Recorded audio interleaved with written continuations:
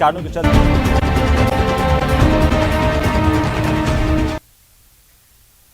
नमस्कार, 20 मिनट 20 खबर में आपका बहुत बहुत स्वागत है। आप सबके साथ मैं हूं प्रियंका राय। अगले 20 मिनट में आपको हम 20 अहम खबरों से रूबरू कराने वाले हैं। तो चलिए शुरू करते हैं 20 मिनट में 20 खबरों का सिलसिला।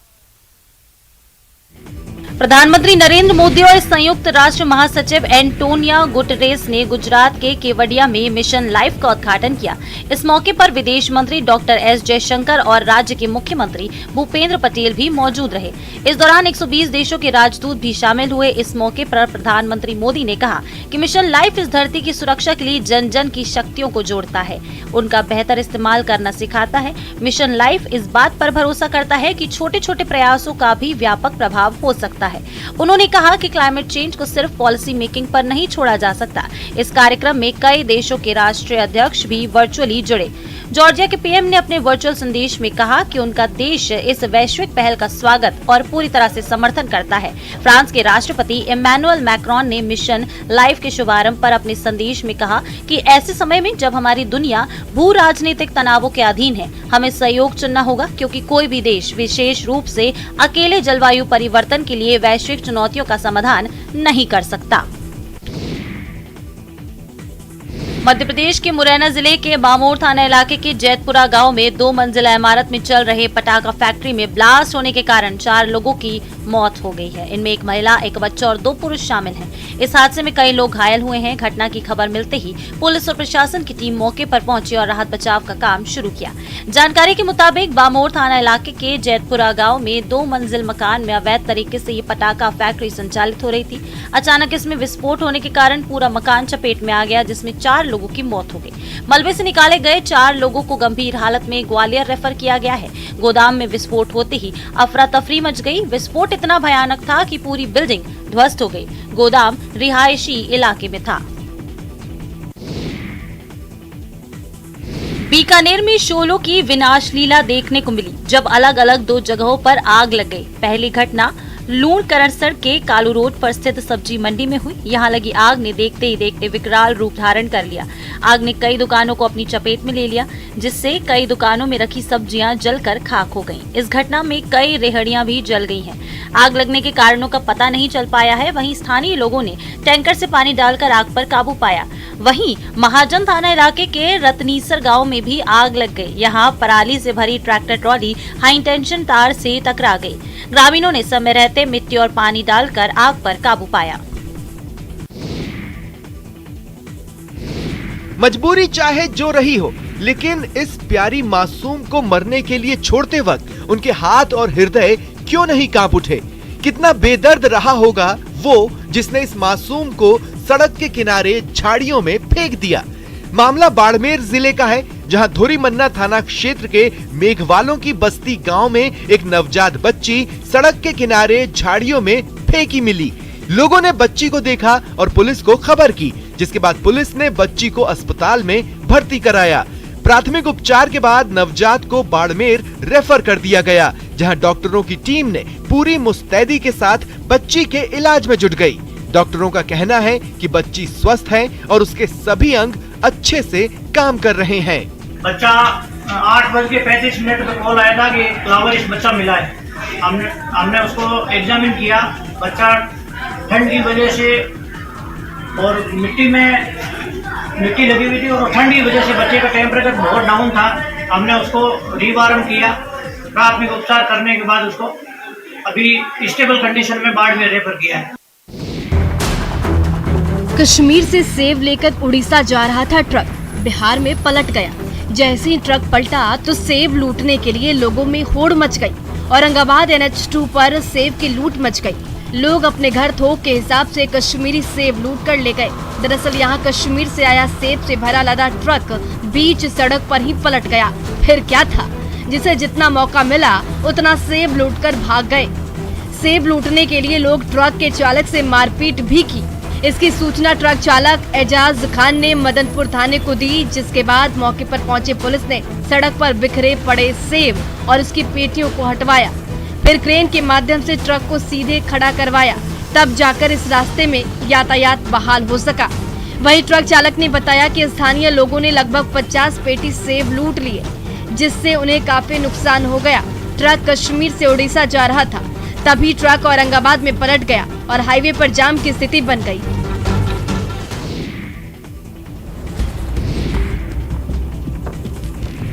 सावधानी हटी, दुर्घटना घटी। हम इसे बार बार दोहराते तो हैं, लेकिन खुद ख्याल नहीं रखते। ग्वालियर स्टेशन पर भी एक ऐसा ही मामला देखने को मिला।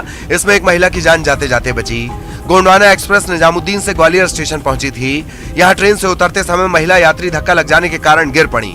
महिला कोच और प्लेटफॉर्म के बीच फंस गई। यह हादसा भिंड के महगांव की रहने वाली सुनीता शर्मा के साथ हुआ, लेकिन आरपीएफ एएसआई देवेश शर्मा, सिपाही और राकेश कुमार ने तत्परता दिखाते हुए तुरंत चेन पुलिंग कर ट्रेन को रोका और महिला को सुरक्षित बाहर निकाला। ऐसे हादसे हमें हर वक्त सावधान करते हैं, सजग रहने की सीख देते हैं।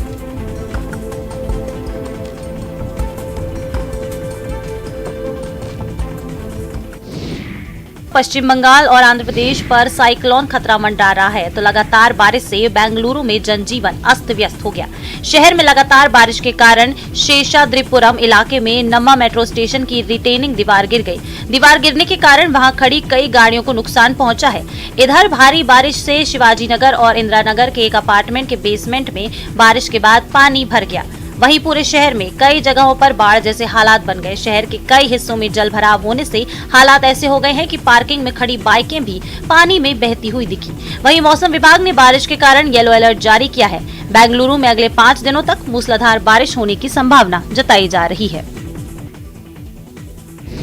यूपी के सिद्धार्थनगर जिले में बारिश बंद होने से राहत तो जरूर मिली है, लेकिन अभी भी कई इलाकों में बाढ़ का पानी भरा होने से लोगों को भारी परेशानियों का सामना करना पड़ रहा है। जिला मुख्यालय से सिर्फ 4 किलोमीटर की दूरी पर स्थित जोगिया उदयपुर के लोग बाढ़ के कारण मुश्किलों में जी रहे हैं। इलाके में कई मकान अभी भी पानी में डूबे हुए हैं। लोग अपने घरों की छतों पर या दूसरी मंजिल पर अपनी जिंदगी गुजार रहे हैं। आने जाने की परेशानी तो है ही, साथ में इनके सामने सबसे बड़ी समस्या पेयजल की है। लोग पीने का पानी नाव पर लाद कर ला रहे हैं। जिले के करीब 550 गांव बाढ़ से प्रभावित हैं। जिला प्रशासन अपने सीमित संसाधनों में लोगों तक पहुंचने की कोशिश तो कर रहा है, लेकिन उसकी सारी कोशिश नाकाफी साबित हो रही है। जनप्रतिनिधियों और स्वयंसेवी संस्थाओं के साथ लोग आपस में एक दूसरे की मदद कर लोगों को राहत पहुंचा रहे हैं।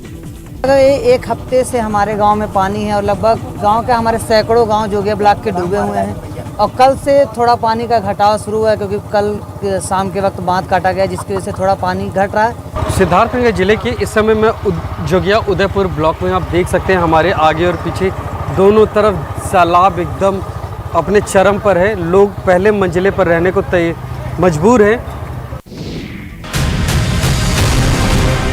भागलपुर में गंगा के कटाव से लोग दहशत में हैं। सबौर प्रखंड के इंग्लिश गांव में लोगों के घर में गंगा समा रही है। तस्वीरें देखकर आप अंदाजा लगा सकते हैं कि स्थिति कितनी भयावह है। लोगों का कहना है कि हालात भयावह हैं, लेकिन जिला प्रशासन और जनप्रतिनिधि इस ओर ध्यान नहीं दे रहे हैं।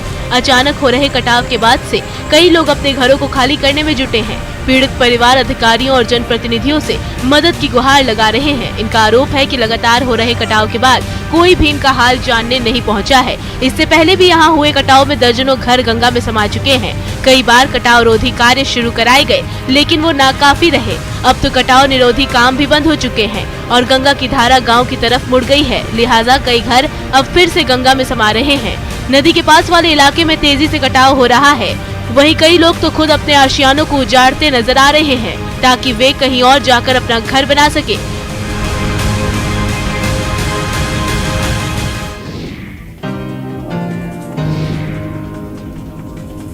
कश्मीर के ऊंचाई वाले इलाकों में मौसम की पहली बर्फबारी शुरू हो गई है। गुलमर्ग समेत घाटी के कई इलाकों में बर्फबारी ने पहाड़ों को सफेद चादर में ढकना शुरू कर दिया है।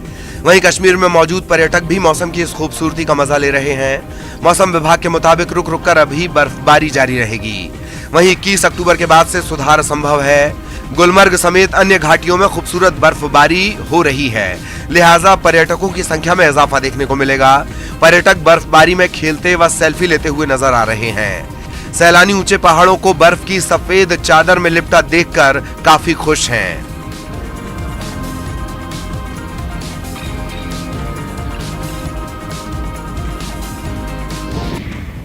लोहरदगा जिले के लातेहार सीमावर्ती क्षेत्र में पिछले एक सप्ताह से करीब 25 से 30 की संख्या में जंगली हाथियों का झुंड लगातार जंगलों और गांवों में घूम रहा है। राजरोम जंगल और बरवा टोली के जंगलों में हाथियों का झुंड मौजूद है, वहीं लगातार आसपास के गांव की ओर आ रहा है। झुंड लोगों के घरों को ध्वस्त करने के साथ अनाजों को भी चट कर रहा है। खेतों और फसलों को भी हाथी नुकसान पहुँचा रहे हैं। ग्रामीण अपने स्तर से हाथियों को भगाने की कोशिश कर रहे हैं, पर उन्हें सफलता नहीं मिल रही है। मजबूर होकर ग्रामीण जगह करने को मजबूर है। दरअसल गजराजों के सामने ग्रामीण ही नहीं, वन विभाग भी बेबस नजर आ रहा है। वन विभाग ने क्षेत्र में किसी प्रकार की गश्त या हाथियों को सेफ जोन में भेजने की अब तक कोई खास पहल नहीं की है। बताया जा रहा है कि हर साल ठंड का मौसम शुरू होने से पहले इस क्षेत्र में हाथियों का झुंड आकर खेतों में खड़ी फसलों को खाकर और रौंद कर बर्बाद कर देता है। साथ साथ गांव में प्रवेश कर कई लोगों का घर भी ध्वस्त कर देते हैं।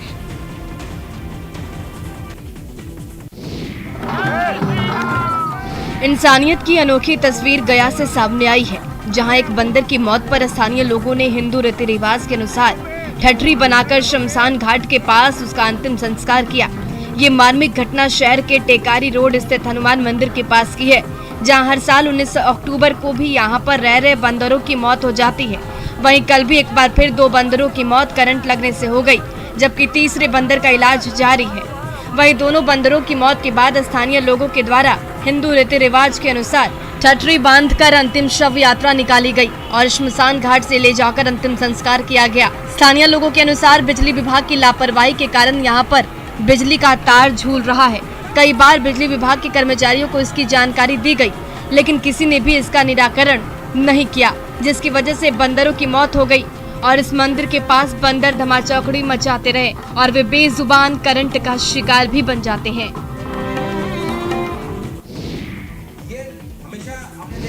त्योहारों के सीजन में शहर शहर सांस्कृतिक कार्यक्रमों की भी धूम मची है। लेक सिटी उदयपुर में भी दीपावली मेले के दौरान नगर निगम की ओर से विशेष सांस्कृतिक कार्यक्रम का आयोजन किया गया। इस कार्यक्रम के आकर्षण रहे मशहूर कॉमेडियन जय विजय सचान, जिन्होंने अपनी बातों और अदाओं से शहर वासियों को खूब गुदगुदाया। जय विजय ने कार्यक्रम में ऐसा माहौल बना दिया कि दीपावली से पहले ही हंसी की फुलझड़ियां छूटने लगी। जय ने सबसे पहले मंच पर आकर अपने चिर परिचित अंदाज में दर्शकों का स्वागत किया। फिर एक के बाद एक कई कलाकारों की मिमिक्री कर उन्होंने दर्शकों को लोटपोट कर दिया। अमिताभ बच्चन, शाहरुख खान, नवाजुद्दीन की मिमिक्री पेश कर जय विजय ने खूब दाद बटोरी।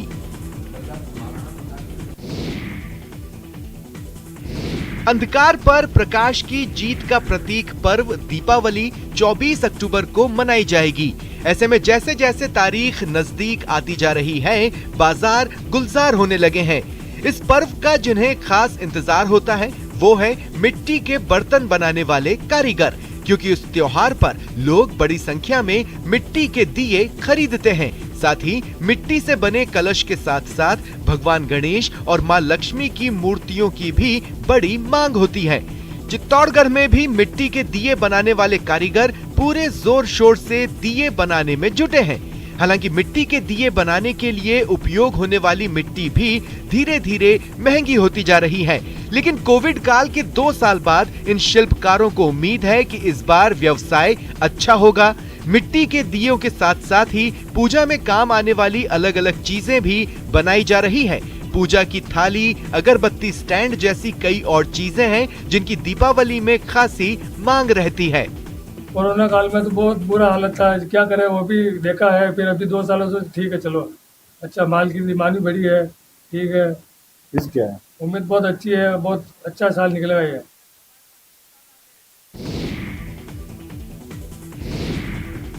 प्रकाश का महापर्व दीपावली स्वर्ण नगरी के लिए सुखद संदेश लेकर आई है। स्वर्ण नगरी की खूबसूरती के दीदार के लिए देसी विदेशी सैलानियों का तांता लगा हुआ है, जो बता रहा है कि आने वाले दिनों में यहाँ खासी चहल पहल रहने वाली है। दरअसल गर्मी और बारिश के बाद मौसम गुलाबी होने लगा है, जिसके बाद धोरों के इस धाम में काफी संख्या में सैलानियों की आवक हो रही है। सुबह से लेकर शाम तक पर्यटन स्थलों पर सैलानियों की भीड़ उमड़ रही है। इन सैलानियों में आसपास के राज्यों के अलावा बड़ी संख्या में विदेशी सैलानी भी हैं। दरअसल राजस्थान में जैसलमेर की दिवाली भी काफी मशहूर है। दिवाली पर जैसलमेर फोर्ट को काफी खूबसूरती से डेकोरेट किया जाता है। दिवाली के दिन पूरा जैसलमेर मिट्टी के दिए, लाइट्स और फूलों से सजाया जाता है। इसके अलावा जैसलमेर में आयोजित होने वाले कई सांस्कृतिक कार्यक्रम और लोकल लोगों का ट्रेडिशनल लुक दिवाली सेलिब्रेशन को खास बना देता है। हमारे साथ कुछ स्टूडेंट्स हैं, उनसे बातचीत करते हैं। कैसा लगा जैसलमेर, क्या कुछ देखा? जैसलमेर हमको अच्छा लगा और यहाँ बहुत सुंदर जगह है फरने की। और ये जैसलमेर में ईंटों से, सिर्फ पत्थर से बना है, सीमेंट और माटी से नहीं बना है। बहुत सुंदर जैसलमेर। दीपावली पर दियों की रोशनी और पटाखों के धमाकों के साथ साथ मिठाइयों की मिठास का भी खास महत्व होता है। इसके अलावा इस त्योहार पर कई किस्म के नमकीनों की भी जोरदार मांग रहती है। ऐसे में मिठाई और नमकीन के लिए खास पहचान रखने वाले बीकानेर में मिठाइयों और नमकीन बनाने का काम जोरों पर है। बीकानेरी रसगुल्ले पर बीकानेर भुजिया का स्वाद के दीवाने तो विदेशी भी हैं। यहाँ आने वाला हर सैलानी बीकानेर के रसगुल्ले और भुजिया के जायके नहीं भूल पाता। भुजिया और रसगुल्ला बीकानेर की आर्थिक प्रगति का सबसे बड़ा जरिया है। भुजिया और रसगुल्ले के साथ यहाँ के पापड़ की भी अलग ही बात है। बीकानेर में बने रसगुल्ले देश विदेश में जाते हैं। खासकर त्योहारों पर इनकी बहुत ही ज्यादा मांग होती है। इसके अलावा मोठ के दाल से बनी भुजिया का स्वाद अनोखा होता है। यही कारण है कि बीकानेरी भुजिया आज हर आदमी की विशेष पसंद बनी हुई है।